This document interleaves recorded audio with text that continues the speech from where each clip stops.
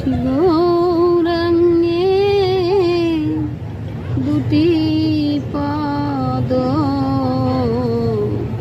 সে আমার ধন সম্পদ বা জানে তাহার ভক্তি আমার শ্রী গৌরাঙ্গে দুটি পদ সে আমার ধন সম্পদ এবা জানে তাহার ভক্তি আমায়